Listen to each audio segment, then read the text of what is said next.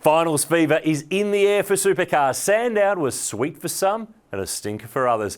The intensity is off the charts and the pressure is leading to major mistakes. On the show this week, the boys run the ruler over the 4 finalists for Adelaide's Grand Final. We take a look at some big V8 Ute shunts, a Brad Jones Aussie Male Falcon, and the history of touring cars and supercars in the city of churches. Buckle up, get your final faces on. It's time for the Undercut.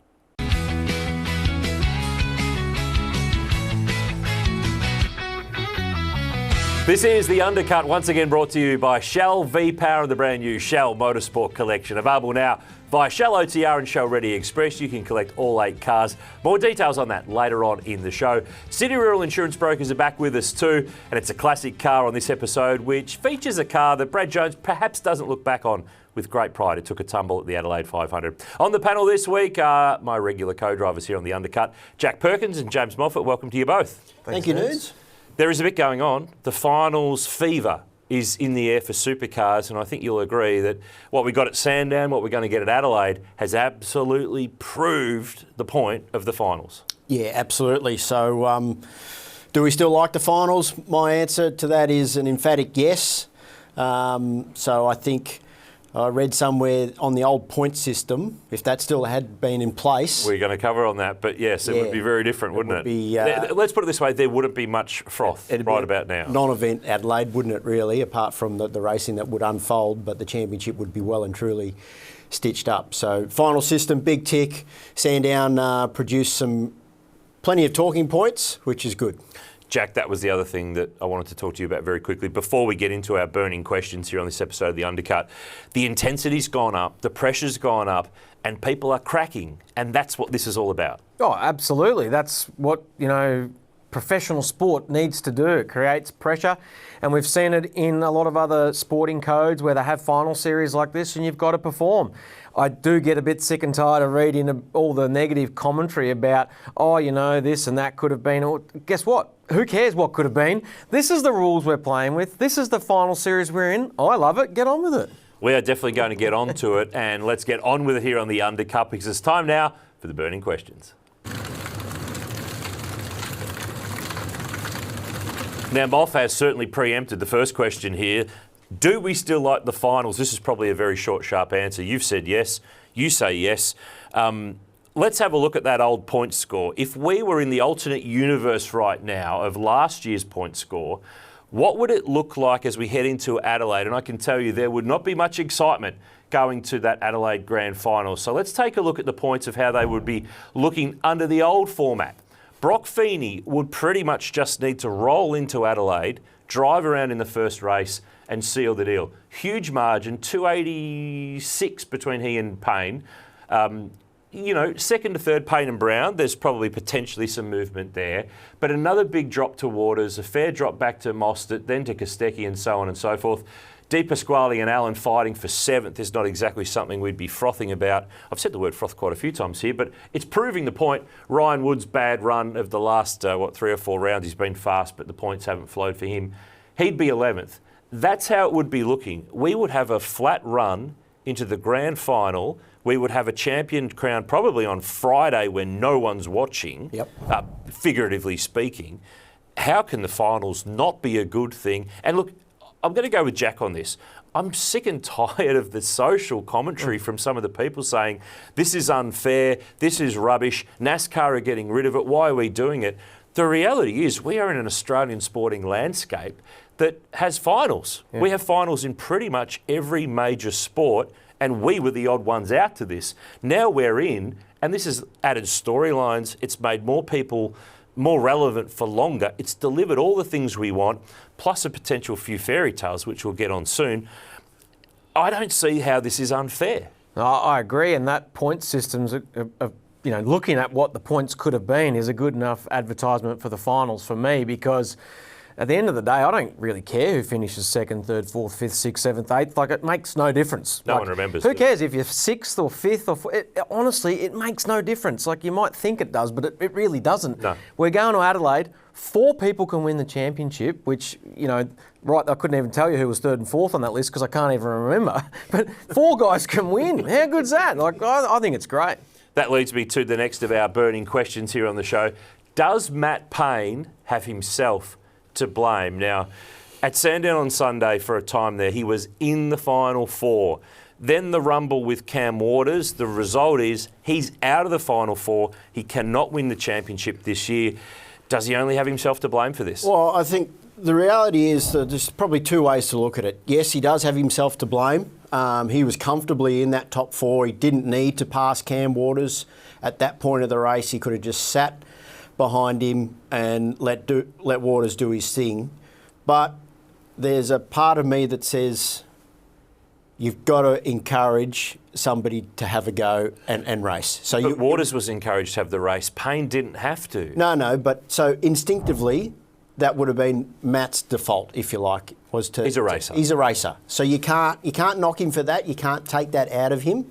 But he'll certainly be kicking himself because it's led to a situation where he doesn't have the opportunity to fight for the championship. So it's the biggest error in judgment that I can say I can recall by Matt throughout the season.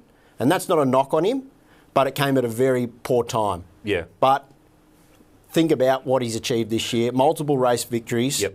Bathurst champion. Oh, for sure. So it's not all bad. It's just very poor timing for an incident like that to go down. Garth Tander raised a great point, Jack, in the aftermath of that, and he sat on this desk, a few weeks ago.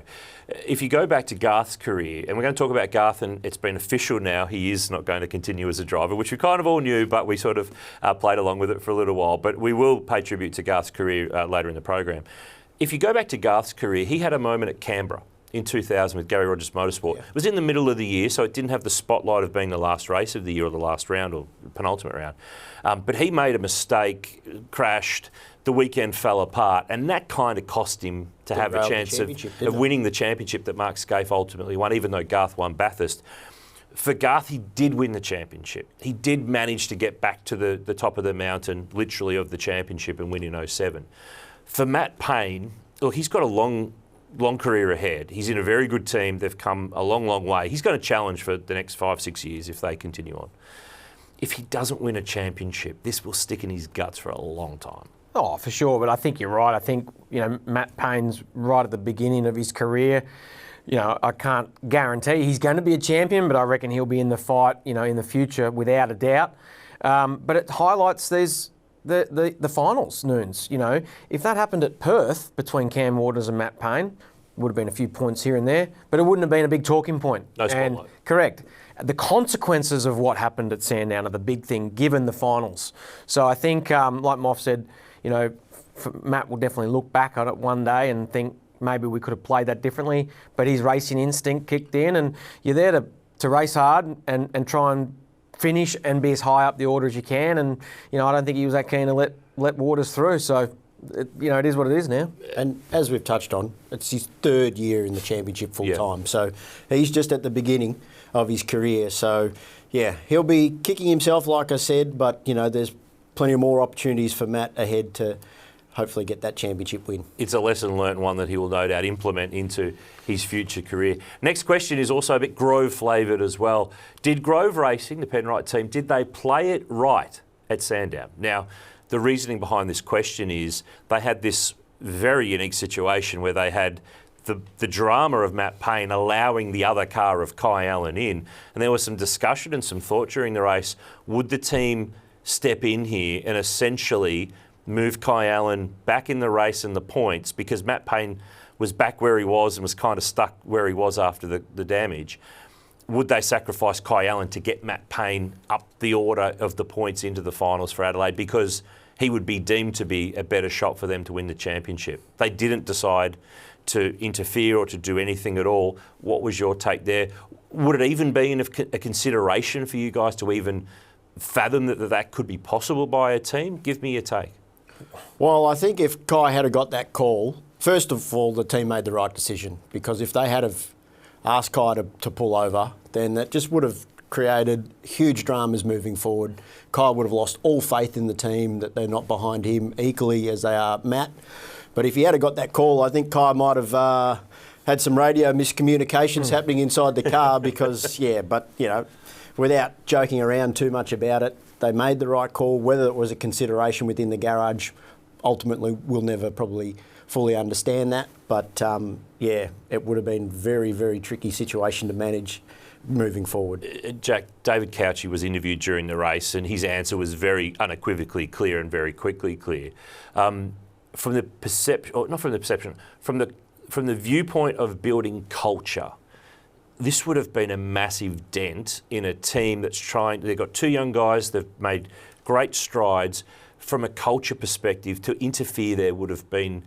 It might have given them a short-term game to maybe win the championship, but the long-term effects on an organisation, its people, its culture, that probably would have been too much. Yeah, I think so. I think they've made the right call. You just can't. What if they made Kai pull over and then, Payne's engine blew up and he still didn't finish? Then both of them might have looked silly. So, yeah, I think they've done the right thing, and now they've just got to back Kai in. Sure, over Christmas, if it turns out that Matt Payne wins both races in Adelaide, I'm sure if they were having a quiet drink over Christmas, they thought, well, but who cares? They didn't do it, so don't worry about it. And I was going to say that actually adds to the storyline of things. Imagine if Matt Payne does go out there and blitz them in Adelaide and grabs all the points, and he could have and would have been the champion.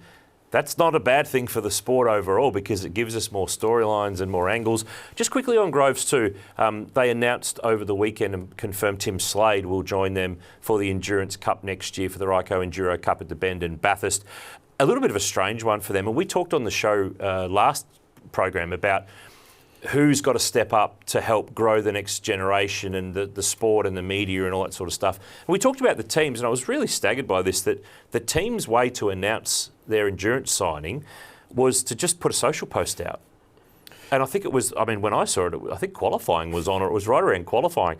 It was a very, very strange way to roll out a news announcement about a major piece of your puzzle for the two biggest races of the year next year.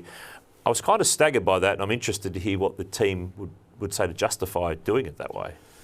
Yeah, well, that's a good point you raised, but very good, handy co-driver signing that Racing have picked up with Tim Slade. So whoever he ends up driving with, either Matt Payne or Kai Allan, I'm sure either of those guys will be very happy to have Tim Slade alongside them. Plenty of chat going on around the pit lane at Sandown that the other seat at Grove might be where Will Davison lands for next year's Enduros, given that he will step out of Dick Johnson Racing at the end of this season. My next question is a little bit linked to the Matt Payne stuff. Should Cam Waters have played on? Now, give me a take here, lads. Cam was involved in a bit of stuff over the course of Sandown with that incident with Matt Payne and also with the one with Will Brown. So we'll cover them both off here. Jack, what was your take here? Because it was the finals format that put Cam Waters in a situation where he had to have a crack. Yeah, there's probably a bit of desperation got involved there too, Noons, because let's be honest, the Tickford cars didn't have much pace for whatever reason, whether that's a Sandown thing or a soft tyre, super soft. I don't know why they didn't have any pace, but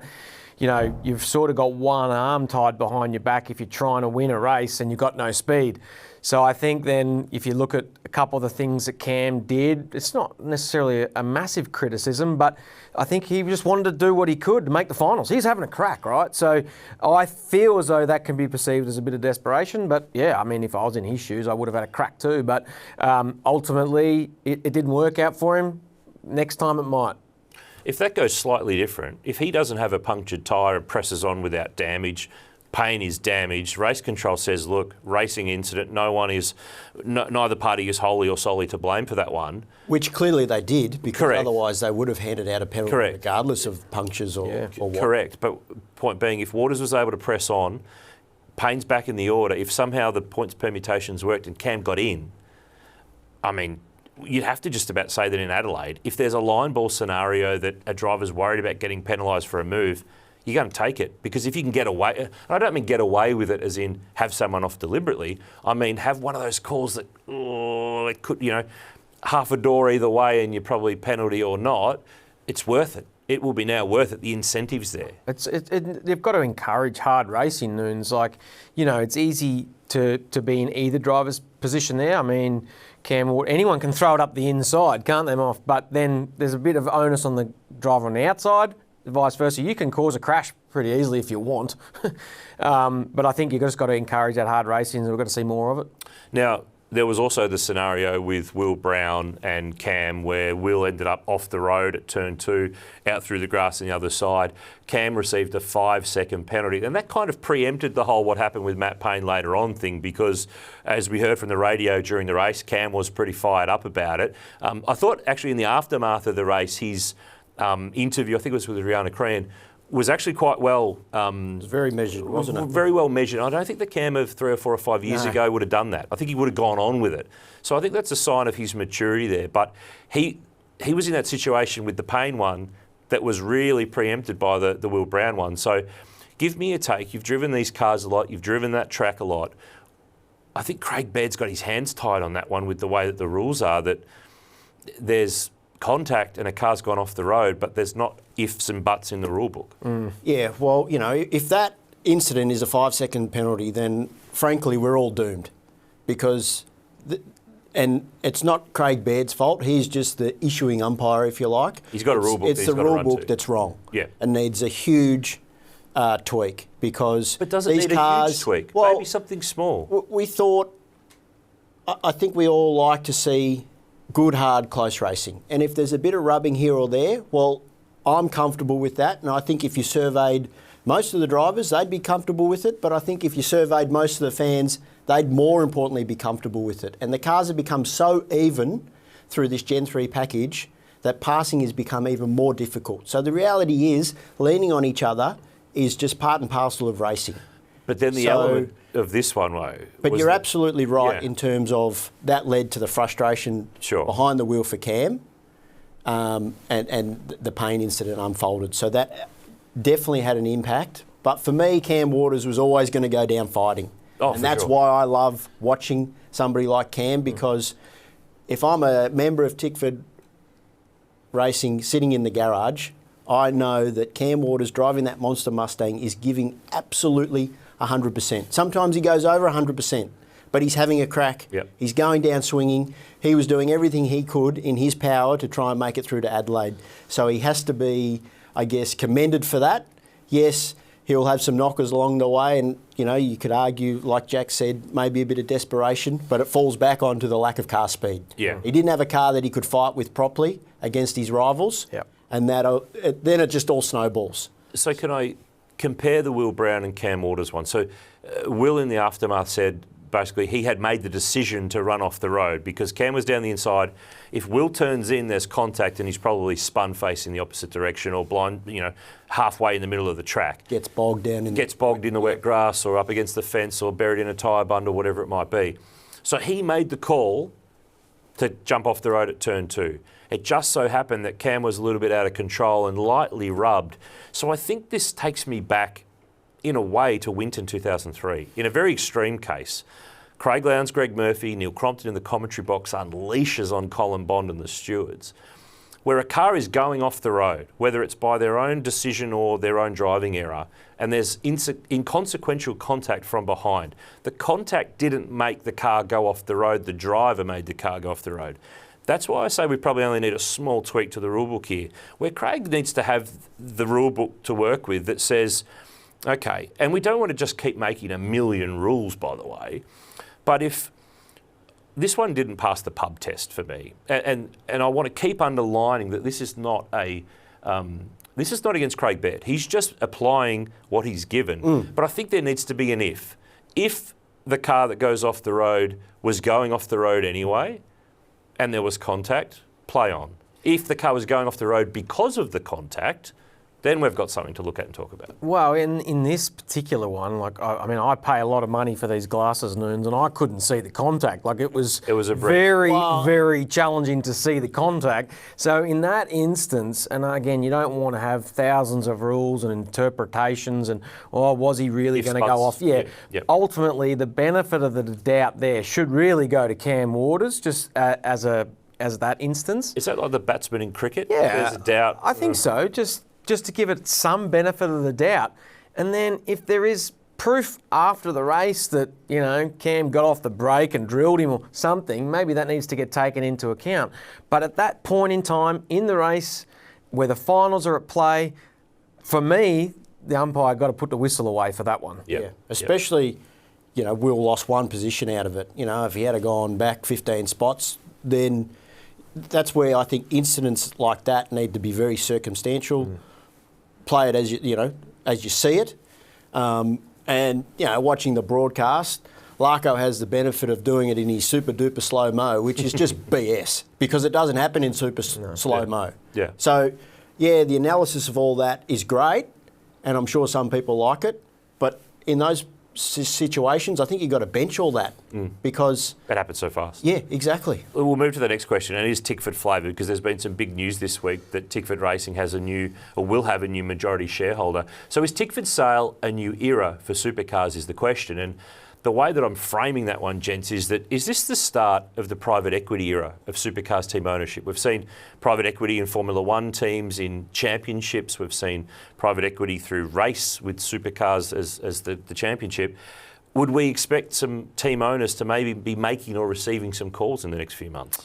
Well, I think, first of all, it's a positive for the sport because quite often, for me, I've come from a family that owns a team. I've been at the coalface and the nuts and bolts, and your vision of the sport and some of the prosperity that could be there is a bit blinded by what other people see. Yep. And where I'm getting to with that is that, when there's other investors can see value in the entertainment and the business, it's something that in Teamland you may not necessarily see. So I think it's a good thing that brings value add to the sport of supercars, and it's value add for everyone that owns a team. So I think, I'm not sure if it's going to be a new era in that sense, but I think, it's going to be more and more challenging for families to own teams. Look at Brad Jones and a Matt Stone, and that's not a disrespectful comment. It's just that these businesses and private equities and funds, companies that are getting involved have a lot of backing behind them to build something bigger than potentially a racing family. So I think it's a positive for the sport. I hope we don't lose our family teams. I'll probably just contradict myself, but I hope we don't lose that flavour. But I hope that some of the teams can prosper with some of the backing from some of these mobs. We've very much had the mechanic that's come through the ranks and become a team owner over the line, that era. Then we moved into the international era where ProDrive and Triple Eight and obviously the Walkinshaw Group saw the value in this championship, in this form of racing, and now there's the potential for this era. So that might be a lifeline for some of the teams that are struggling at the back of the grid to seek some investment to push them a little bit further forward. Next question's one that we kind of prefaced in last Undercut show. Should it be the Sandown semi-final? Now, my point being, that event on the weekend cannot be framed and deemed the Sandown 500. It certainly cannot, Noons.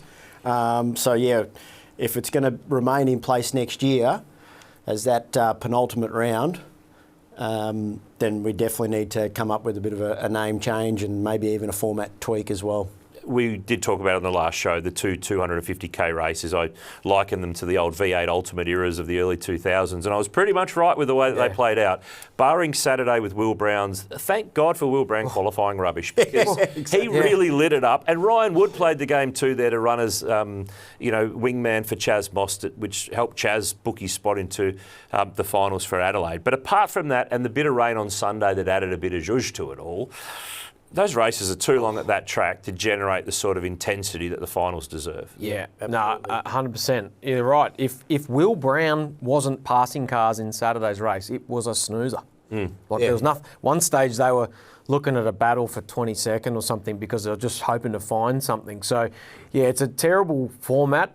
I don't know exactly what's better, but I think shorter races. Maybe a series of shorter races. Yeah, I think maybe a couple of races. Let's really give this semi-finals a chance for people to do some moving and shaking.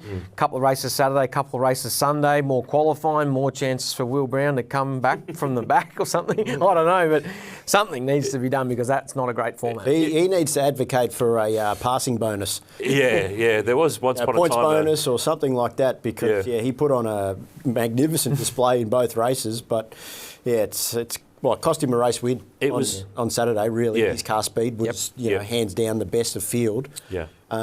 So, in reality, it's costing him wins. And the move to November was proof that anyone who knows Melbourne, anyone who lives here like we do, knows what the weather can be like at any month of the year. So everyone talked about how the weather at September is always a bit rubbish and this and that, and the football finals. Didn't and seem November any will better be better. on the weekend, did Didn't it? seem much better to me, and the crowd didn't seem any bigger. Like there was a decent turnout earlier in the days, but I don't think it really grew.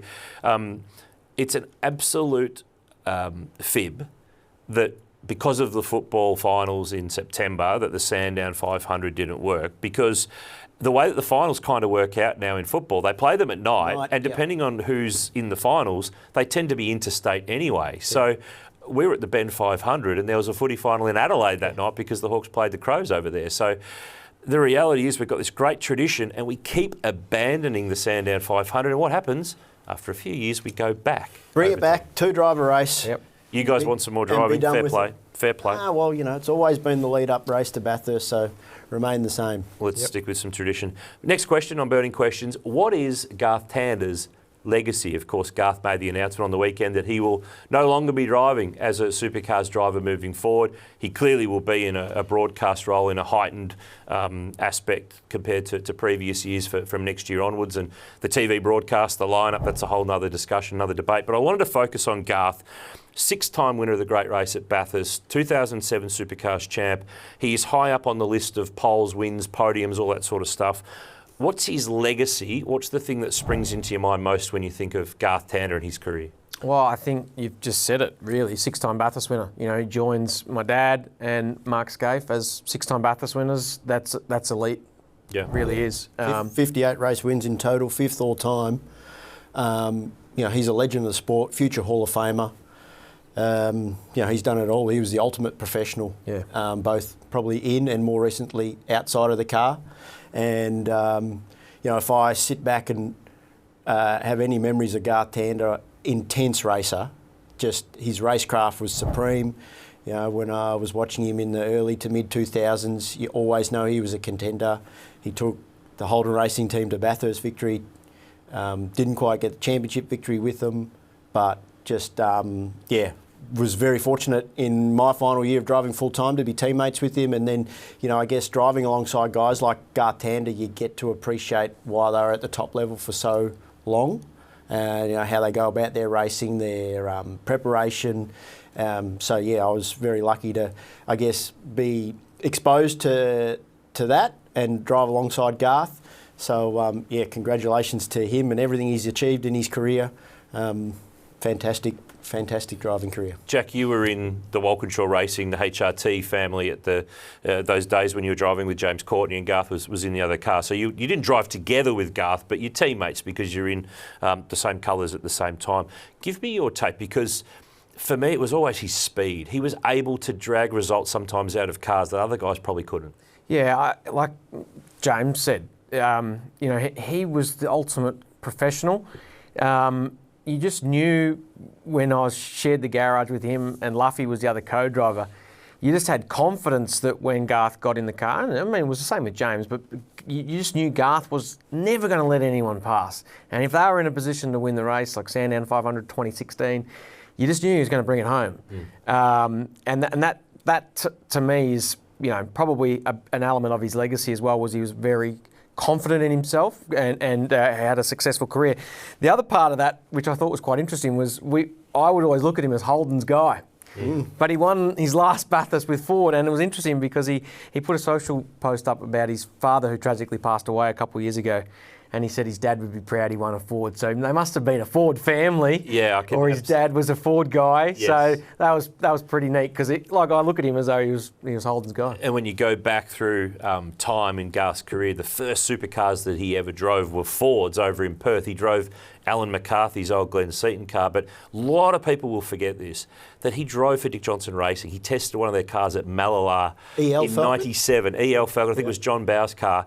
And you might remember we did a book a few years ago on the history of all the DJR cars. So I spoke to Garth about that, and he dug out some photos that Dirk, his dad, took, who was there that day, like ultimate fanboy, that his kid's getting to drive a Dick Johnson Racing car. And he was almost like embarrassed that my dad's hanging around taking photos. But obviously it's a little reminder that as much as you might think your dad's a bit of a dork at the time when, sadly parents pass away and those pivotal moments in a career that's now over, it's very special to look back on that stuff, which I think is really cool. And I mean, when you look at it, you look at the Bathurst history, 6 wins, but 5 of them in Holdens. When you go on the line of the Lions pride at Bathurst, it's Broc with 9, it's Larry with 6, and it's Garth with 5. Because remember, Scaife won with Nissan, Lowndes won with Ford. So he's definitely in that realm of GM royalty. But I think he's also proof that there's hope to be taken from what's happened to him after he got removed from Gary Rogers Motorsport against his will. He won 3 more Bathursts after that time. So for someone like a Will Davison or James Courtney or any of these guys who are finishing the full-time part of their career, there's still hope that you could go and add to that trophy collection the one trophy that really matters, and he's proof. 100%. Definitely. Yep. Right. Adelaide flavoured question, gents. Very simple. It's one or the other. Centre chicane or turn 8? What's your favourite?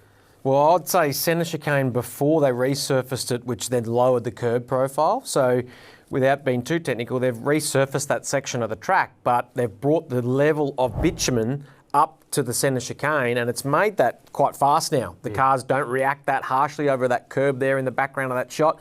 You go back and look at the supercars as a support category to the Grand Prix back in '93. That was like a gutter. They had to drive around it, whereas now it's just like whoa, straight over it. So how's it go? So I reckon centre chicane before, but if you take that out of it, then turn 8, because that's like tighten up those seat belts and have a big crack. And I have had a shunt through turn 8, but it's not nice once it doesn't make it out the other side. James? Well, and further to Jack's point, to try and give it a bit of perspective with the turn 8 and the speeds now, when we were sort of first banging around the streets of Adelaide, it was 5th gear on approach back to 3rd. And now the guys are going through there in 4th gear. So that's just how much more corner speed that you can roll through there. But I would say turn 8, it's a maximum commitment corner with, it doesn't need any introduction, no margin for error, super fast and rewarding at the same time. The chase at Bathurst is faster, but is turn 8 more imposing because the concrete's so close? There's nowhere to go off in the sand trap or escape. Without a question of a doubt. And, the chase at Bathurst, yes, it's faster, but really the way the cars are these days, it's easy flat out. You don't really even have to think. It's not really a corner, is it? Turn 8 is far from easy flat out. For mine, turn 8, 100%. Turn 8 caught a lot of people out in last year's Adelaide final weekend, and the same is probably going to be the case for this year's event. Now, in Adelaide, we are joined by an extra car on the grid. There is an Armour All Mustang, a wild card for NASCAR Cup Series racer Austin Cindric, who's been turning laps at Sandown in the Bend ahead of his Supercars debut. And we caught up with him at Sandown to get his take on this debut for him in the Supercars Championship. Yeah, I mean, at the end of the day, it is a race car, and we're racing, and a lot of the challenges, it's always funny, is, no matter what type of motorsport I get involved with, the parallels are quite similar in a lot of ways. It was funny, I was joking last night, it's kind of like an alternative universe, like everything is just kind of flip-flopped a little ways, whether it's where I'm sitting on the car or maybe what the priorities are, but at the end of the day, you're typically asking a lot of the same things, especially, I can think of a category that's probably going to be more similar to what I'm used to driving on Sundays in the NASCAR Cup Series than especially with where this Gen 3 car is. So I think for me, it's going to be interesting to see what I can pick and pull from and experiences I can use from my past that'll help me kind of get up to speed quickly. But I should have a lot of track time in the car to where I'm confident I can be pretty comfortable by the time I show up at Adelaide, and I'm really just learning the track. Yeah, I mean, I'm not setting any expectations on what I think is possible. Like I said, I'm answering this question without ever driving the car. Yeah. So I think for me, I have to keep it realistic. And I think realistically, this is a super competitive series. We're at the end of the season. Guys are at their absolute best. So I want to be in the mix, but at the same time, it's hard to sit here and realistically think that, before even driving the car, that I'll go challenge for podiums and race wins. Like, it'd be fantastic. I think I have a skill set that is capable of doing that. But with the time I have and where it is, look, I'm driving for a great team, and I think my development is on me at this point. I think Austin Cindric is going to go better in Adelaide than a lot of people are giving him credit for. A lot of people who don't follow NASCAR don't understand that he's got a really deep road racing pedigree. He's got a lot of experience. He's been to Australia before. He raced at the Bathurst 12 Hour with Erebus some years ago. He sampled V8 Supercars a few years back. Remember that Tim Cindric, his father, who was with Penske for many years, including their time with DJR. I don't think he's 25th on the grid in every race here, gents. Yeah, I don't know if he'd be much further up than 25th. I didn't say how far up. If I'm honest. But those Sandown laps are going to be the most beneficial for him. I mean, whoever decided to take him to Tailem Bend obviously doesn't want him to succeed, because you could have a jammed throttle at Tailem Bend and still not find the concrete, and there's no curb riding. So I just don't think his laps at Tailem Bend are going to help him at all. I would have gone to Winton, Malala, or like I said, the laps at Sandown with the curb usage and everything is going to be the best prepared he can be. So, yeah, I hope the Tailem Bend thing does work for him, but I just can't see how that's going to help him that much, to be completely honest with you. But it's so challenging. Turn 1 and 2 at Adelaide, like we've spoken about, those lower curb profiles are going to help him, because back in the day, you could have quite a tank slapper off those curbs. And the biggest thing for him is just still going to be the left to right hand drive stuff. You know, at a street circuit, when you've got to run to the walls. When I did the NASCAR stuff in Chicago this year, you know, I was tapping the wall on the right hand side quite a lot and leaving big gaps on the left just from muscle memory. And he'll have the same thing. So that's going to be interesting to watch. He's not the only American who'll be racing in Adelaide, because Jesse Love, who is the NASCAR Xfinity champ from this year, will run in the Dunlop Super 2 Series. He's driving one of Terry Wyhoon's Image Racing Commodores, Erebus-built car. He's the first US driver ever to compete in Super 2. I think he's about the 8th overseas non-Aussie or Kiwi to ever drive in that series as well. So there's a bit of American flavour to the Adelaide weekend. I think it's great. I mean, I don't think it's selling any extra tickets to the event. The finals fight is what's going to do that. But it's that flavour that we don't get at Bathurst anymore, with the internationals coming and driving our cars. So anytime we can have something like this where more people are potentially looking at us from overseas, it can't be a bad thing.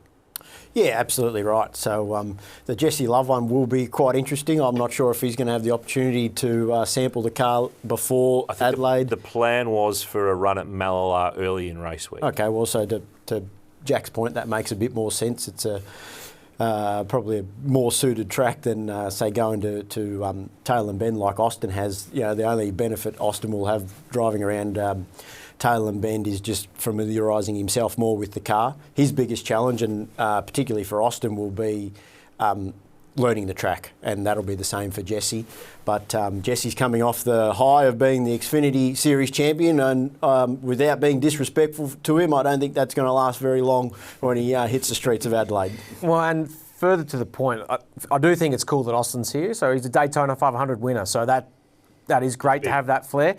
The problem that Jesse Love's going to have is Super 2 is massively dependent on your equipment. Yes. And we've seen, and it's no disrespect to Terry Wyhoon and the Erebus team, but those cars haven't been on the pace on the hard tyre this year. They've struggled. You look at Job Stewart, jumped in the main game and looked like a main game driver, but he's flat out trying to get in the top 5 in Super 2 at the moment because the cars are uncompetitive. So that's not going to help Jesse. But for the intensive purpose of why he's doing it is he wants to be a better road course racer. Yep. And like Terry said, doesn't matter where he runs and where he finishes, he's going to leave Adelaide a better road course racer. So that's pretty cool. And I think it's something that we might see in the future more and more as NASCAR go to more road courses on their calendar over the course of a season, and indeed street tracks. Last question in Burning Questions. Will there be interference in Adelaide? Now, this is spicy stuff. You've got teammates who've got rear gunners who are in the finals, some who are out of the finals, some who are leaving their teams at the end of Adelaide. Austin Cindric, who is literally a wild card. Do we expect interference and headlines in the aftermath of this championship fight? Well, I think the simple answer is yes, because we've already really seen it at play with Ryan Wood playing the perfect backup role to Chaz at Saturday at Sandown. And that wasn't just in the last 5 laps. That started off the front row of the grid at the start of the race where Woody rolled out of the throttle to give Chaz the track position straight up.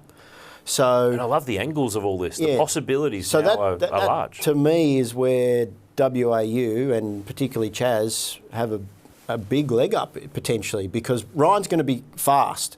He's proven over the back half of this year that he is absolutely, driving very well. He's just had a rotten run of bad luck. But he's going to be fast, he's going to be in the mix. So those guys are backing one horse, and that's Chazzy.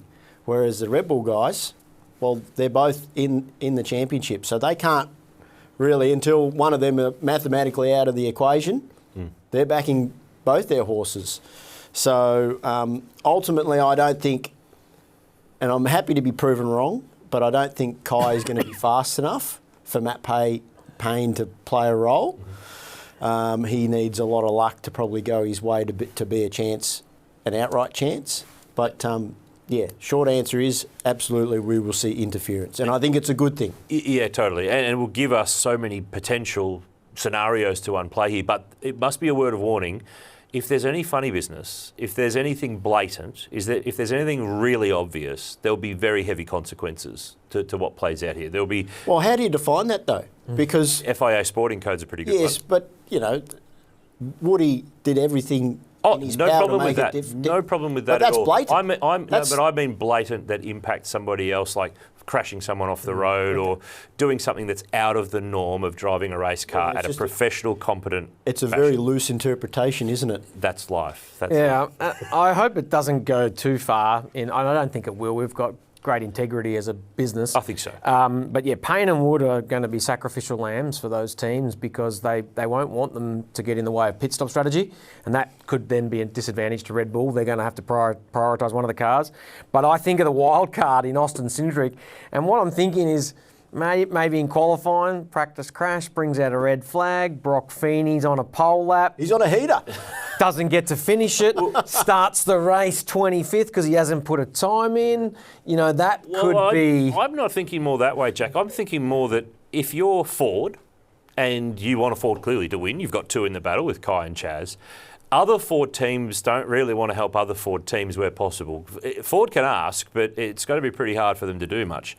Austin Cindric's car is a Ford car. You know, it's run by Tickford, but it's a broader, wider program. And I don't mean have him crash into people or do anything, but he might just run long in a race and not pit and then come out at another time, or make you stop early and come out in a place that makes it hard for somebody else. That, I mean, at the end of the day, it doesn't really matter where he finishes in all of this. He's getting the experience, and it's a wild card program, but there is that ability to have him come into play somewhere here. And it might even happen simply without even trying, because that's the way things unfold and the possibilities arise just because he's there.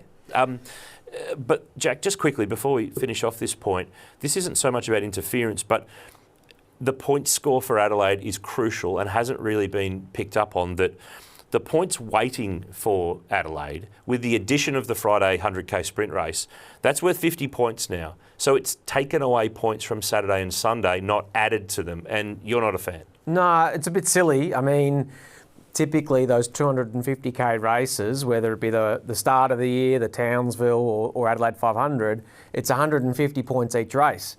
So now we're faced with 125 points for the Saturday-Sunday race. So if you won Saturday's race at Sandown, you're getting more points than winning Saturday's race at Adelaide. So make sense of that. In the grand final. In the grand final. So That makes sense. that doesn't make sense. No. So It's clearly simply that 300 points a weekend Is the number. And has been for many, many years. So they're trying to get to 300. But I think in this instance, if you add a race to make 600 kilometres of racing, make it 350 for the weekend is probably, I would feel, a better outcome. well, and further to that, a lot of the drivers chatting with them at Sandown were a bit confused that the Adelaide 500 was called the Adelaide 500, not the 600. And then they were wondering, why is the Saturday and Sunday race now shorter because of Friday's race? So there is a bit of general confusion around that amongst the drivers that I spoke to. And then it made me quickly sift through the regulations to see actually what had been... The artist formerly known as Adelaide 500 is now the Adelaide Grand Final. What it ends up being, though, is on the Friday race, 50 grand for 50 points. Yeah. So, boys have at it. Sure, $1,000 a point? Yeah, Cash, points, and the finals on the line. It's all the different flavours that we really love. About time we've seen a bit of money thrown up, though. I think that's really good, and hopefully the race delivers $50,000 worth of action. And we get to say cold, hard cash a lot. that is the burning questions here on the Undercut. Always, we like to dive right in and really get into lots of questions. It's a long segment, but we really have a lot to talk about. Next up, though, it's time for our City Rural Insurance Brokers Classic Car. And City Rural, they have been there and done it all with us over the course of this year. And a guy who's been there and done it all, including rolling in Adelaide, is Brad Jones. This is the Falcon AU that he didn't do his best work in Adelaide with, but it has carried on and it's still running on track to this day.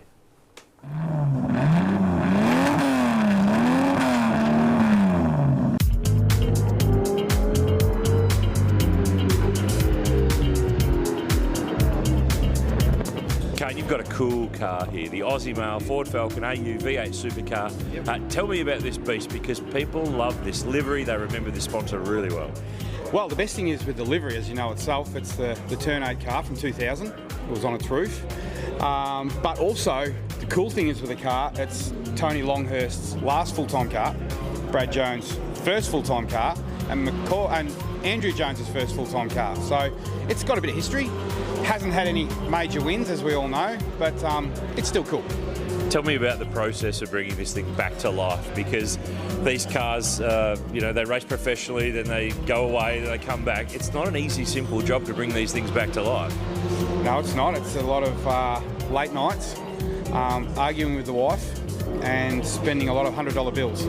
So, time-wise, if you've got a lot of good friends or good mates that can help you do it, it's something you can do over a period of time. Doesn't have to be done straight away. But yeah, look, they're just cool fun. What did you have to do to this car to get it back to running condition to be able to put it on a track? We actually purchased the car off a gentleman by the name of Anthony Leach.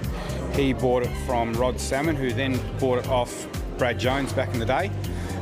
So he'd put an engine in it and a gearbox, and that was about it. So we just had to finish everything else. Put the drive line, do all the brakes, wiring loom, just virtually get it running. So from a 50% car to a 100% car. Yeah.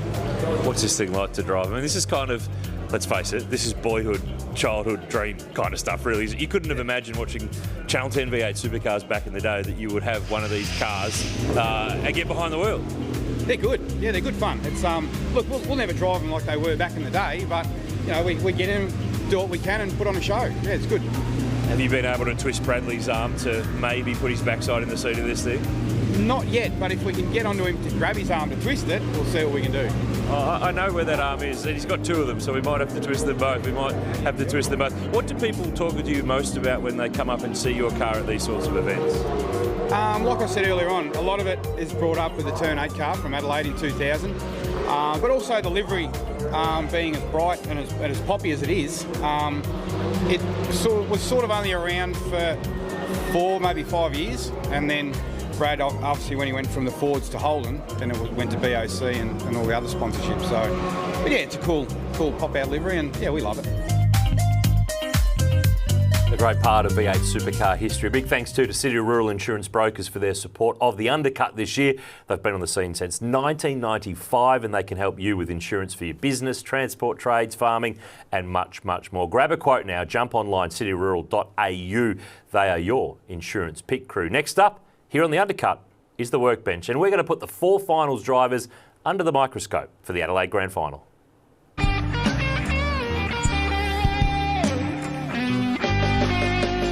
Time for the Workbench here on the Undercut, and we are focusing on 4. That is the important number as we head to Adelaide. Broc Feeney, Chaz Mostert, Will Brown and Kai Allen are the 4 who will battle for the 2025 Repco Supercars Championship. Let's put Broc Feeney under the microscope to begin with, because what a sensational season that he's had. But quite frankly, lads, the Sprint Cup, all those wins mean nothing right now for Broc Feeney. They don't, Noons, but they sort of do count for something, because it means he's been the 4-man all year. And that win on Sunday at Sandown was very timely. Means that he'll roll in to Adelaide with the chest puffed out a bit more than it was. Confidence and momentum is a big thing in any sport. So, yeah, he's definitely, in my mind, been the driver and car combination to beat all year. Had a little bit of a dip in the endurance races where there's a few things outside of your control as a driver when you team up with somebody else.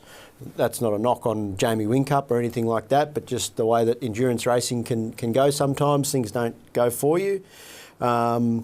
The thing that will be in playing to his favour is there's probably not a question mark over the car speed. It's going to be there. So for Broc, it's about probably going into the weekend with a clear head and executing as well as he can. He's been fast around the streets of Adelaide in the past, won his first Supercars race there way back in the previous generation car. So, speed's not going to be a problem. He's shown he's got the measure of his teammate, at least in qualifying speed, which straight away gives him an advantage in the races come pit boom and pit priority. So he really needs to lean on that and take full advantage of that. We talk about the numbers with Broc Feeney this year so much, and they are stellar. 13 victories, although only one of them since the Sprint Cup portion of the season finished. 16 pole positions, one more, and he breaks Scott McLaughlin's record for most in a season. 19 podiums and 27 top 10 finishes from 30 races. We were supposed to have 31, but remember the Grand Prix, we had that one on the Sunday that didn't flow through. But I'd put it to you that he has himself to blame should Kai Allan win the championship. Here we go. So think back to Bathurst. Kai Allan, we'll talk about Kai shortly, has just managed to just keep doing what's needed to keep on progressing. But at Bathurst, Broc Feeney, and this is an unintended consequence of doing your best and doing what you need to be doing in the car. So when he passes Andre Heimgartner at the very end of Bathurst to put Heimgartner out of the finals, it moved Kai Allan into the 10th spot to the finals. I'd argue and say that Kai Allan versus Andre Heimgartner, BJR don't have a good history at Sandown. They've never been on the podium there. They don't have a terribly good record in Adelaide. Groves do. So would I have thought Kai Allan could maybe progress a little bit further in the finals than Andre Heimgartner? Potentially so. It's funny how it all works out, that if Kai Allan wins the championship, that move Broc Feeney put on Andre at Bathurst is the thing that let him in. Well, there you go, Kai, if you're listening. If you do win the championship, you've got to buy Broc Feeney a couple of beers on Sunday I think night. more than a few beers, just quietly, more than a few beers. Jack, if anyone but Broc Feeney wins this championship, is it a travesty, as some would suggest? No, it's just the way it is. You can win the premiership season in the AFL and not win the grand final, so just it is what it is. We're all playing the same set of rules. What it highlights is you've got to be winning this time of year, and further to the point, Broc hadn't won since since Queensland Raceway, since the last sprint round. And arguably he should have won 14, I think. He got a little penalty at Queensland. Yeah, that sort of gifted Will Brown a win that arguably Will didn't necessarily, achieve out of outright speed. But yeah, I think, I listened to what you said, Moff, about how these guys should have the car speed, but I was actually surprised. I thought they would have the car speed at Sandown. And it wasn't actually as good as I thought it was going to be, given how much they've dominated in the past at Sandown. So I'm interested that, practice is going to be mega important for all of these finals runners. And the Friday in particular, it's like practice, qualifying, race. That's going to be a crazy day. So if you're not on the pace to start with, you're going to have a tricky day. So it's going to be interesting to see how they roll out of the truck. One of the things that's going to be crucial is Friday will set up everything that happens for the rest of the weekend. And one guy who is already stoking the fire for Triple Eight is Chaz Mostert. He's trying to win the championship for the very first time for Walkinshaw Andretti United. Let's hear from our number 2 seed.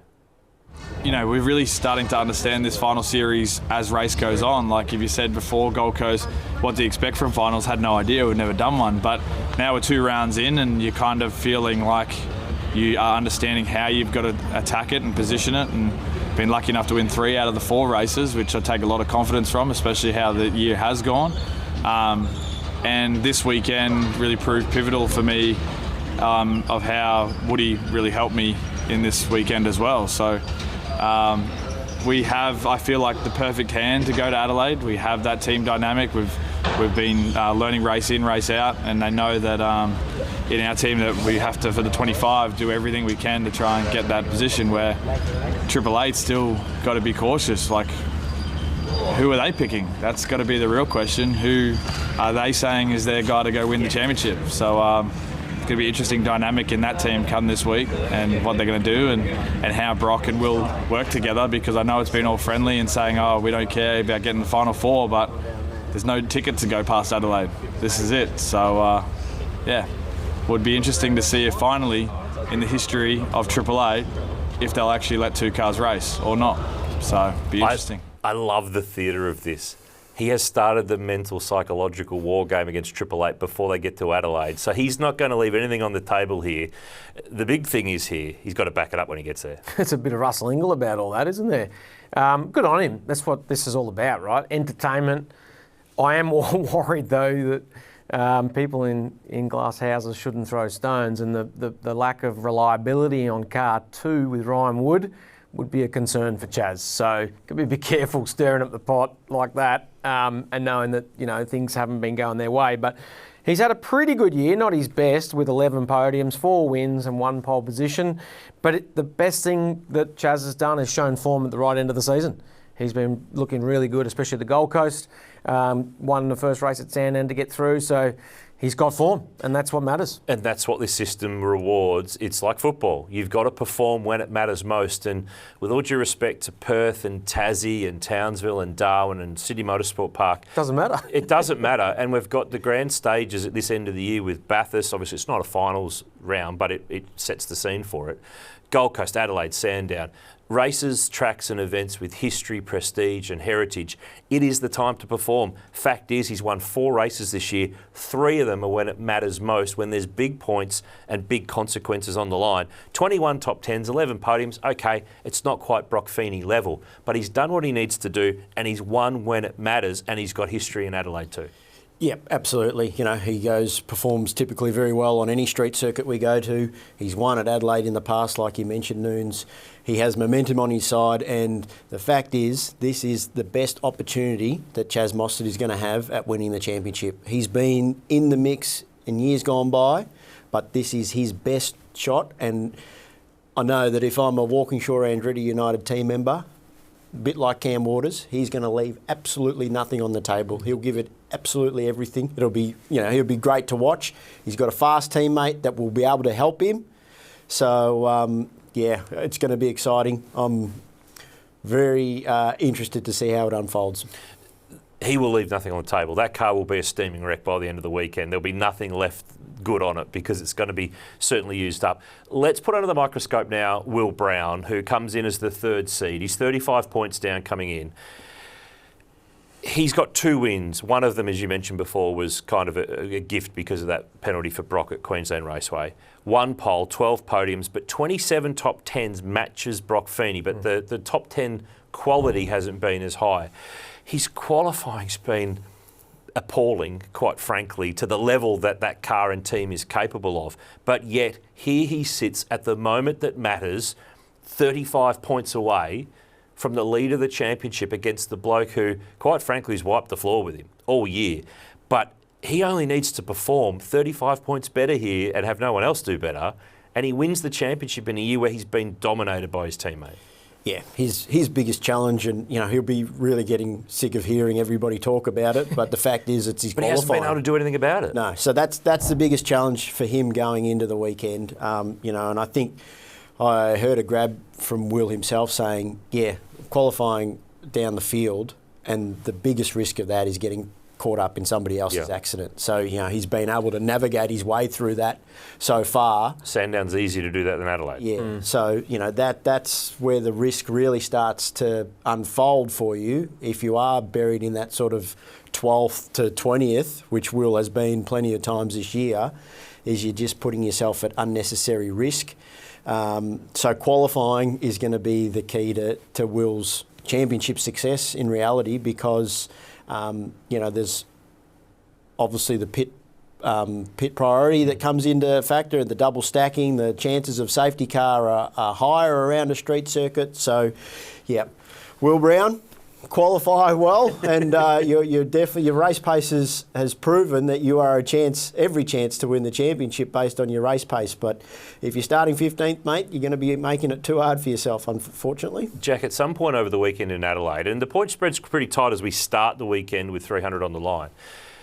Do Triple Eight perhaps on Saturday night, depending on where things are at, do they almost have to put one guy on the rack to be able to make sure that they put everything into Sunday to be able to win? Will they have to face the tough call of putting their eggs in one basket? Yeah, I don't think they will. I think, you know, car speed is going to be the person that wins the championship. If you've got the fastest car at Adelaide and you can kind of navigate your way through any issues, you're going to win the championship out of those 4. So further to your point, I think they're both going to be very fast. Now, if Will Brown gets involved in a crash in Saturday's race, then maybe that conversation's had. But I think they'll let the boys keep the gloves on until that point. But it's going to be fascinating to watch. I mean, I was lucky enough to have a quiet beer with Will Brown when we were in America after the Portland NASCAR race. And, you know, it was well documented that his season hadn't been going that well out here. And it's about the finals gives you every chance. You used to win this championship. Yeah. You look back at his year and look how successful Broc's was. If Will Brown gets up at Adelaide, wins a championship, back-to-back champion, all's forgotten. Over Christmas, try and figure out qualifying. But in such time, he's playing these finals to his strengths and weaknesses. Otherwise he probably would have been out of the championship race. I love the possibilities. I love the angles that it gives us with the way that this finals format works out. But there is a fourth player in the finals heading to Adelaide in the grand final. Let's hear from Kai Allan, the rookie from Grove Racing, who's managed to keep on keeping on in this championship battle of 2025. Looking back at round 4 or 5, I think I was 19th in the championship, so we've had a big march to get to 4th at the moment, and beyond my expectations. You know, we set a goal at the start of the year to get to the 10. Felt pretty unrealistic after a few rounds, and getting bashed around and pushed around, felt like I was sort of not really meant to be there. But then once we got to Darwin, had a really big swing in momentum, and we've sort of just carried that now. Obviously there's some up and down races, but at the end of the day we've done what we could with this new format, and we've maximised it well. We got through after Bathurst with 3 points to 11th, and we just snuck into 10th, and then set a Gold Coast to try and transfer through into the 7 for this round. Got to 6th, and then we got through to 4th. So obviously stayed out of trouble in yesterday's race, paid dividends, and that's how you have to play in this game. We'll get a speedy car for Adelaide and see what we can do. If it was the old format, I'd probably only get to 8th in the championship, which is still really good. But it makes it a lot more exciting. I think there's some guys there too, like we've seen Chaz at Gold Coast. He's had a really strong run. He's bumped right up into the championship where, before you'd sort of be racing with no intent and you'd just be going out there for race wins, not really championships. So it adds a whole different pressure now on the game. There's a lot of guys that'll be, I think, probably disappointed with how they went, so it's going to make the racing exciting at Adelaide. You've seen with Woody how he helped Chaz. I've got my speedy, fast teammate, Matt Payne, who's going to be backing me up in Adelaide. I think the 2 Red Bull guys will be hard to figure out, who's priority in there, but at the same time we've got to do what's best for us and just focus on ourselves, and we'll see what happens. The potential for a fairy tale does exist going into the Adelaide Grand Final. Jack, this is the bit where we have to say, you picked this. You're right, Noons, I did. If you cast your mind back to our last episode of the Undercut, He's trying to remain very pro. But the horn is going to be blowing. Let it be known that you guys went the predictable. Yes, I think Matt Payne and Cam Waters and Broc Feeney and Will Brown are all going to make it through. Cam Waters was never making it through. No, I didn't have Cam. I didn't have Cam. I picked 3 or 4. I was hoping it was going to be cut up and put into this episode. We might have to tell people the time and stamp to go back on that old episode, but I did say something would happen to Matt Payne and young Kai would get through. And I'm just going to put it on the record now. Kai Allan wins the championship. You are doubling down. You are not backing out of this at all. It's full throttle. I tell you, this would be, there are going to be some, if he does manage to win this championship, you could go positive, negative here. I'm going positive. I think the fairy tale for the sport is awesome. I mean, he's escaped Bathurst by the skin of his teeth. He gets hit by Brody. He gets forced off by Will. He nearly hits a kangaroo. He was a punching bag. He was a punching bag and nearly became very familiar with the kangaroo at top speed on Conrod Straight. They pull a great strategy on the Gold Coast, and he does a nice job to get to the podium to leapfrog him into the 7. He's in the right place when it goes wrong for Matt Payne and Cam Waters at Sandown. He's done everything that you need to do to keep getting there, and he's 50 points away from the lead of the championship with 300 on the line. It might be a bit Stephen Bradbury if he gets there, but if you win the gold medal, who cares? I agree, that story is fantastic, but unfortunately, You are going to deflate the Jack balloon here. I think the fairy tale ends, but that's not... That won't detract in any form from his season. True. He'll be the best rookie performed season since Lowndes in '96. So, outside of winning the championship. Nobody is ever going to, match that statistic. I think the only thing that anyone comes close since then was that in '97, when Greg Murphy replaced Craig Lowndes, he finished fourth in the championship. But by that stage, Murphy was a Bathurst 1000 winner. He was a factory driver for Audi. It's a bit of a different situation. Yeah. So, you can't take anything away from what Kai has achieved up until this point. And if he does win the championship like Jack is predicting, then, wow, fantastic. And I totally agree. Well, that's the best, almost probably the best outcome for supercars in terms of this, new play on the finals system. But, for mine, it's been a fantastic year up until date. And, he might snag a third or a fourth, but I think that's going to be the fairy tale run. I am worried, though, for the finals that, if he does win without winning a race in the championship, we've opened ourselves to a lot of criticism about this finals format, but I'm just going to turn it off, Noons, if that's the case, because, it's just what it is. Unfortunately, Broc Feeney's won the most races this year, but he's no guarantee of winning the championship. No. So everyone's just going to have to get over that. And I think we forget easily too that Adelaide has a history over time for drivers getting their breakthrough win on the big stage. Jamie Whincup in 2006 managed to do it. We've seen Broc Feeney do it back in 2022. Matt Payne did it in 2023. The fairy tale part of this would be if Kai Allan, who's a South Australian driver from Mount Gambier, could win his first race at the moment that it matters at the grand final in his home state while fighting for the championship on Sunday to clinch the championship, Jack. Bang. I know there's a lot of things to happen there, but that's what sport is. It's the best form of live theatre, reality TV, call it what you will, that you've ever seen. Moff thinks that the fairy tale ends. You're on board with the fairy tale. We'll see where it goes. Hey, well, he's got a 1 in 4 chance of winning. So, true. He's in the game, and that's what you need to be. And as was pointed out earlier in the week on V8 Sleuth, that Richie Stanaway's concussion gave Kai Allan an opportunity to do some laps in a race in this car last year. That could pay dividends. 77 laps potentially of dividends that he wouldn't have otherwise got by not doing that race last year. It is unbelievably interesting. We have got 4 contenders fighting for the title. One will be crowned champ at the end. Who it is? Well, we'll talk about it on the next episode. The race is on for the Shell Motorsport Collection. Better be quick. Collect all 8 while stocks last. Only available at Shell OTR and Shell Ready Express.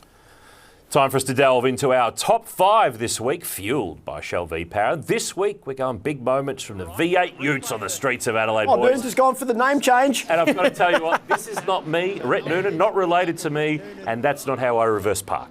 I love watching these Utes replays we bring up, Noons, but this is centre chicane at its finest. This is an unbelievable one here, grabbing the tyres and plucking the left front out of there. Unreal. Peter Burnett here, 2013, centre chicane. Tyre bundles are evil if you hit them, and look at that. That's one way to get the rubber on the road. Oh, Kimbo's on fire here. That's a drama. James Eastlake Moffat just erupted just as much as Kim Jane did back in 2006. I see a bit of a theme. Centre chicane is the theme. Yes, and that's got a new drain hole in the sump of that engine by the look of it. Poor old Kimbo. Oh, he's got the arm waving around in the cabin. Hang on to it, Kimbo. It's bouncing, it's on fire, it's in the gravel. He's got it all going on here. That's one way to parallel park in Adelaide. But it was worse a few years later. 2013, he gets an assist. Chris Walton, bang, cop this. There's a tyre bundle. Lucky not to get collected by the rest of the field. Andrew Fisher there, Jesus car, divine intervention. Gets out of the way. Kim was lucky that he didn't need a new ute back on that thing after that one, Noons. What about this, though? That, somewhere, Jared McLeod is in that car. He's still driving it. Yeah, no, press on, mate. That's all good. This is wild. Bonnet up. Look at the gas struts hanging out the side. This is wild, but it gets worse. Turn 8, can't see where he's going. Cam Wilson decides, I'll go around the outside. No, doesn't work. Concrete wall. Plenty of drama when you let the V8 Utes in Adelaide. They've been a star in our top 5 fueled by Shell V-Power.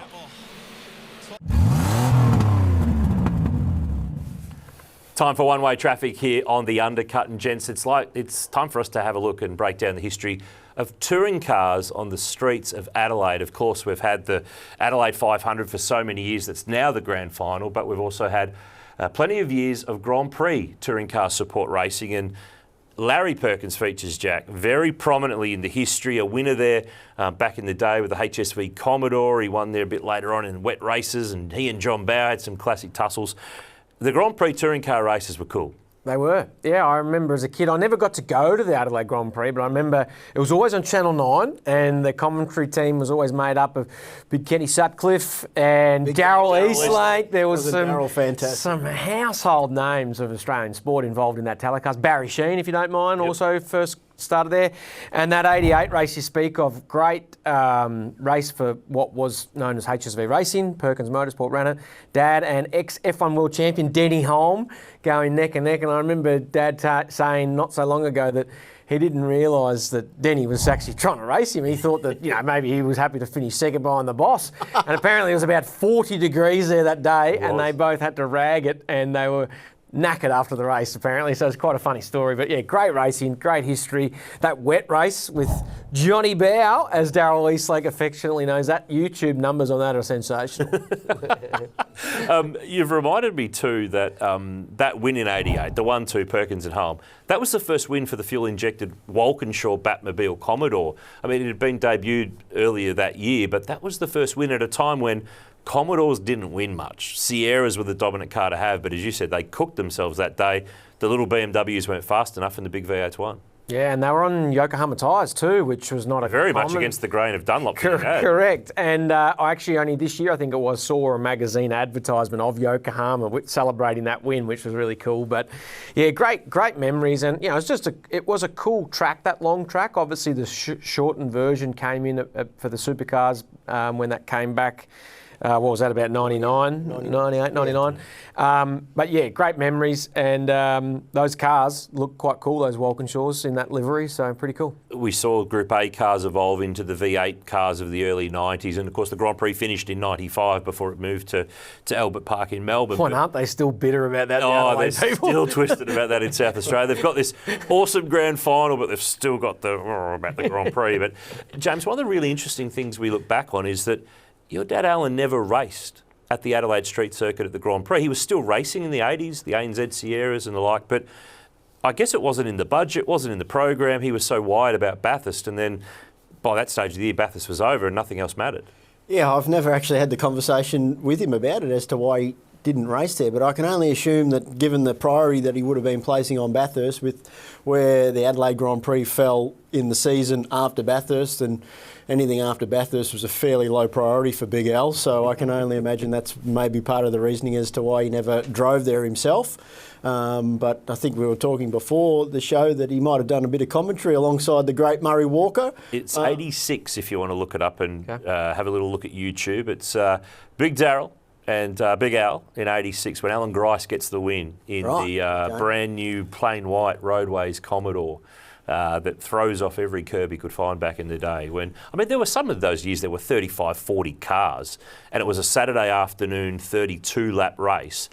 And usually half the field didn't finish because it was usually quite hot. Yeah. And usually there was a few cars cooking themselves. And the thing that strikes me with watching those old late 80s, early 90s is the crowd.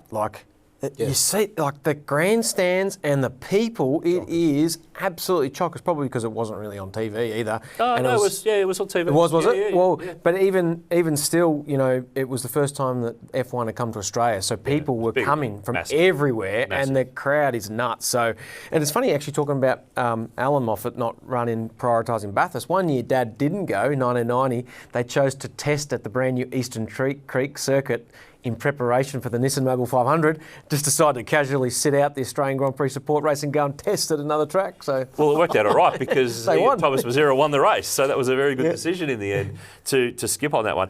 You've both got your own history though at Adelaide, and it started, I guess, in development series and the junior category. Well, you raced utes there back in the day, did you not? I did, yeah, in 2005. Got involved in a pretty big crash, which I'm surprised hasn't been clipped up. to be fair, I was innocent bystander and shortened the ute up to the front windscreen. Was that the Trend Windows car that was shortened to the window? That's right. Yep. So big pile up through there at the centre chicane. Our I'm surprised I haven't featured on those clips. Well, funnily next enough, time. we do have one show left before the there end we of the season. But Have I? We'll both get stitched up. yeah, you're both got to get stitched up now. Development series for you both, important element, because is that where you both started your DVS careers? It was round one in your respective years you started, so 06 for you. Yeah, and I remember it clearly because it's the first and only time I had a broken gear lever in a V8 supercar. Don't know where I was running. Just the big pipes couldn't handle the strength of your biceps there, Perks. I've done the second, the third, and I've got that gear lever hanging in my hand. I've never broken another one since. So Backed off the bicep curls, did you? I've eased up on the left-hand gear shift training in the gym since that point, and just worked on the right hand. We've got a little bit of wide world of sport tonight. He's a little bit of a bit of that going on here. But I mean, that's an imposing place though to roll out in a V8 for the first time, no matter how much testing you've done. Mate, it was like Bathurst because I remember, Dad sitting us down talking about, you just got to really ease into it. Don't, go too hard and crash or whatever. And if you went back through that soft and I had a look at the lap times from the first practice, and your first lap's probably 15 seconds off the pace. And then I'd actually raced Formula Ford there the year before, which was quite cool. But I just remember it's the first time going out on a street circuit, and it creates such a tunnel when you're looking down the concrete walls. Like if you've never seen it before, it's kind of interesting and crazy at the same time. And then you've got to get up to speed. You can see your lap times aren't quick enough. You've got to go faster and faster and faster and try not to bloody crash.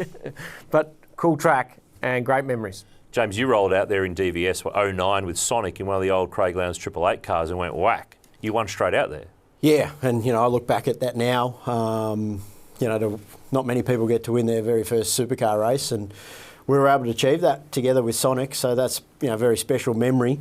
And that was obviously the first time that Sonic had gone into the development series as well. So it was a huge off season, and just trying to get our heads around the cars. And was that the weekend you started with the plain car, and as the weekend went along, you got more stickers and backing? Completely nude to start with, bare as for sponsorship, and I was actually putting Fujitsu decals on the side of the car on the dummy grid. That's how last minute the deal we did with Fujitsu. I think, from memory, it was about $5,000 of sponsorship, and they got the side of the car, and we better than nothing, Noons. went out and won the first race. But the prize money back you got then, a model car of that too. I do have a model car of that. But the prize money back then for development series was actually $15,000 to win the round.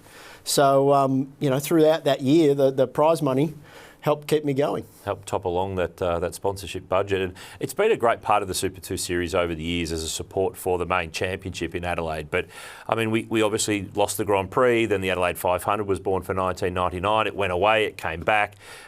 Kind of like you need to lose some things sometimes to really understand what you had and to be able to bring it back. It's made Peter Malinauskas the Premier of South Australia, the only politician I've ever heard who's been cheered at a sporting event or podium of a supercars event. Because normally, let's face it, when the pollies, no matter which party they represent, come out to present a trophy or make a speech, there's normally not much love, but Pete is like the rock star over there. Especially for a Labor bloke too. Well, without getting political on the show, if he wants to come over and run Victoria, he's more than welcome to. Wouldn't be hard to do a better job. I think he's busy. We're digressing here now into politics, but we've also missed Race of 1,000 Years, Noons. I wasn't going to miss it, but it was awesome. I went to that. It was in the thick of what year? It was 2000. 2000, New Year's Eve, the American Le Mans Series came to Australia and ran on the old Grand Prix circuit. So by that stage, the V8 race had started, but they did a deal to bring that series out, and it brought the factory Audis. Unfortunately, the BMWs didn't come, but we saw the Cadillacs. The big panels. Murph drove the Panos, didn't he? Yeah, he did, with Jason Bright and David Brabham. They drove the original car, the 6-litre front open-top engine. Yeah, and they debuted a new car with a new engine that was very problematic that weekend, but the boys drove the traditional Panos that sounded awesome. Yeah. The Judd engines in the Raffinette, I think it was the Olive Garden Lola or whatever it might have been. You had the GT cars, Porsches, and the factory PDG BMW team. Some superstar drivers were driving at that event. Audi? Yes. Did he? Brad practiced the Audi, but he didn't race the Audi because Alan McNish had a very bad back. That's right. And they needed a replacement driver at the last moment.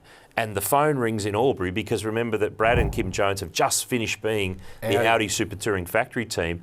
And I think Bradley hung up the phone on Kim. I think he talked about it on our podcast a few years ago and said, we need you in Adelaide. You need to drive the Audi. Get stuffed. Bang. He thought it was a joke? He thought it was a joke. Yeah. He thought it was pulling his leg. He did make it to Adelaide and he did drive that car in practice. So he was eligible, if need be, for the race, but Alan McNish didn't give up the seat. And there's some cool names, Jan Magnussen, McNish, all those guys. I know one of the guys who used to work for Dad, Bobby Smith, and a few of the guys, Adelaide boys, were hanging out of the Stag Hotel where it used to go past the track there. Yeah. And apparently that's for the Grand Prix, and that race of 1,000 years was the spot to be. And yeah, cool. Imagine having a sports car race or something like that now. Sadly, that only lasted for the 1 year, Yes. but with the growth and the development and those hypercars, could you imagine them around the Adelaide Grand Prix circuit? That would be something unbelievably special. Next up, though, here on the Undercut, it's time to pull the plug. Nearly at the finish line here on the Undercut. Time for us to get in and plug some stuff. And boys, Shell Motorsport Collection's looking good. Just double checking. Can you just confirm for me the rear of that Penske Indy car there looking the part for you, Jack? I think we'll have to quarantine that, Noonan. Might have to have a little look at the rear of that. That is the last car in the collection to be released this year. You can get them from Shell Ready Express and Shell OTRs. They've been hugely successful this year. Hypercars are in there, Ferrari Formula One cars, the supercar, the rally car, the NASCAR, the Formula E car. You can get a tin for them all as well. The guys at Shell must have misplaced my postal details. Maybe you gave us the wrong postcode, Moff. Maybe you need to sort that out in future, but it's been a real hit. Those cars are still available right throughout the course into Christmas as well. So if you've missed one of them in the collection, you might have to get around to a few different servos to see if they've got stock of the one that you might be missing. Something really exciting coming very soon, in a couple of weeks' time. Issue 1 of the V8 Sleuth magazine is hitting the newsagents and available online as well. There it is, the green-eyed monster, a really fat feature, a big in-depth feature on the history of that Craig Lowndes Gibson Motorsport, 00 Motorsport Ford Falcon. Some great stories in there. The Diet Coke Commodore, we've got the in-depth Ford Laser Bathurst 12-hour resto story. There's all sorts of good stuff in there, including an excerpt from the brand new book, Driven. It's here with us on the desk today. Oh. The John Bowe story, available at the start of December in time for Christmas. The full history of John Bowe's racing from the early days in Tassie right through Supercars and DJR and all the stuff he's done over the journey. The website address there on your screen, superstore.v8sleuth.com.au. Does he tell the story in the back of the Volkswagen that he used to always reel out at a few of the functions? I think that might get a run. Oh, perfect. I think that might get a little bit of a run over the course of... there's 352 pages, so there's plenty of stories and plenty of photos in there as well. Before we wrap up too, we talk about Adelaide and the Grand Final, Jack. For those viewers who are going to be tuning in to watch all the coverage, Channel 7 has the Saturday and Sunday coverage, details there on your screen. 29th and 30th, 7 and 7 plus. The Friday race and the Friday events exclusive to Fox and to KO. So for those who are wondering where that may be, that's how you can watch it. But you get to watch Supercars and the Champion Crowned on free to air. Jack, plug, hat. What have you got here? Because this is different from the norm. This is actually the hat that I own, Noons, because I've got no stock. But this has been so successful and popular. Doing a great job there advertising that for me, Moff. But that's he's turning it around and looking at the wrong camera all in one. That's our. Look at that. There we go. That's our retro 93 to 97 retro Perkins cap that's been very successful. You can get that for pre-order. We're hoping to have them sent out before Christmas week ending December 12. So jump on perkinsengineering.com.au, get your pre-order in for Christmas. And I can just confirm by touch and feel, very high quality hat. None of this rubbish. Only the good stuff. There you go. Good stuff. We're going to do steak knives here next. Have I got a deal for you? Have I got a deal for you? But wait, there's more, I think was the old line, wasn't it? Jump on board with the Perkins Engineering caps. We've got the V8 Sleuth merch as well, with the hoodies, T-shirts and caps as well. Gents, we're out of time. It's been a big episode, but there's been so much to talk about as we get ready for the big grand final in Adelaide. A big thanks to Shell V-Power and City Rural Insurance for their support, to Jack and James for being back on the desk with us. We'll be back with another episode after Adelaide. May your favourite driver win the championship. If your favourite driver can't win the championship, maybe they might impact the championship. We'll see how it all unfolds, and we'll review it all on the next episode of The Undercut. Thanks for tuning in. Tell all your friends. Bye for now. See you next time.